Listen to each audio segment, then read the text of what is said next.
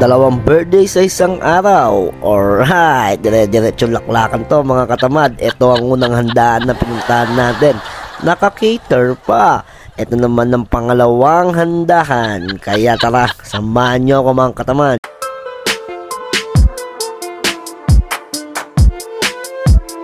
Eto na nga mga katamad, dito magsisimula ang kaganapan sa ating Danupan vlog. Syempre, automatic, hindi tayo papalatang danupan tayo dyan. Waiting lang tayo sa foods dyan mga katamad. Habang naghihintay tayo mga katamad, pagkakanta natin yung birthday celebrant, para naman makalaklak na tayo.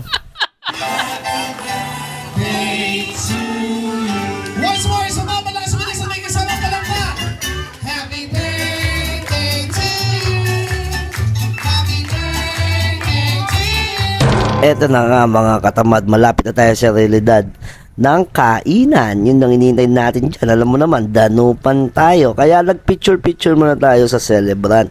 After ng picturean dyan, reaktahan na tayo dun sa pagkain mga katamad. Eto na ang katotohanan. Kaya kakain na tayo mga katamad. Una kong kinuha, biringhe. Tapos kumuha din tayo ng kanin. At kumuha din tayo nito. Hindi ko alam kung anong tawag dyan. Comment nyo na lang.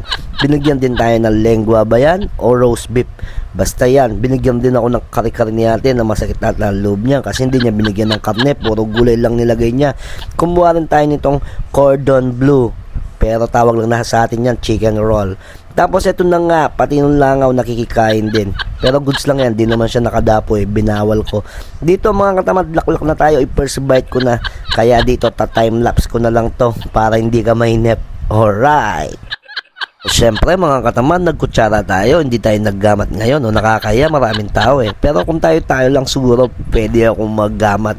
At saka kung may kasabay akong naggagamat, pero dyan wala. Mabsi, pati bulating malati. O mga katamad, lipat na tayo. Nandito na tayo sa next birthday yan. Yan pala may birthday si pare kong Jordan. Isa sa mga kumpare kong giant yan. Laki tao din yan. Alright. At eto mga handa ni kumpare ko. Dami niyang handa oh. Pero busog na ako. Sabi ko maglabas na lang akong tampulots. Para mamaya pag nag-shot na dun sa labas may tampulots ako. O sa mga nagpapalaki ng katawan, meron din protein shake dyan. Kung gusto mo, available din dito kung ayaw mong uminom. At ito ang isang anak ni parin Jordan, nag-bless pa. Lalong tumanda si Uncle Tito Bap. At nandito na rin ang ibang boys ng Bulldogs sa mga gimikero dyan.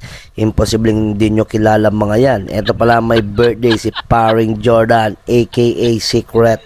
Basta yan. Ito nagkukwento na siya kung anong nangyari sa club nung minsan.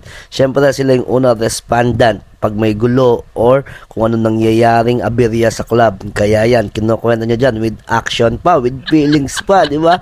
Mga action man natin sa gimikan ng mga ito eh. Sila yung unang respondent pag may kaguluhan nagaganap sa club or bar na kung saan sila naka-assign. At eto mga katabi ko, mga katamad, hindi ko maintindihan, no? Bisaya yung pinag-uusapan nila eh. Pero yan, pakinggan na lang natin sila. Alright. Kung taga dito ka. Lubi ra gyud as in doon ka ayo. Papa ra gyud. Okay, mutindog ito. Papa gyud lubi ra.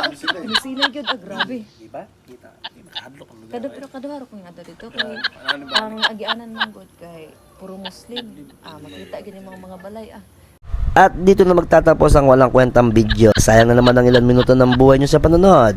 Kung pinanood mo, kung di mo pinanood, bahala ka na. Wala akong pakialam sa'yo. Alright.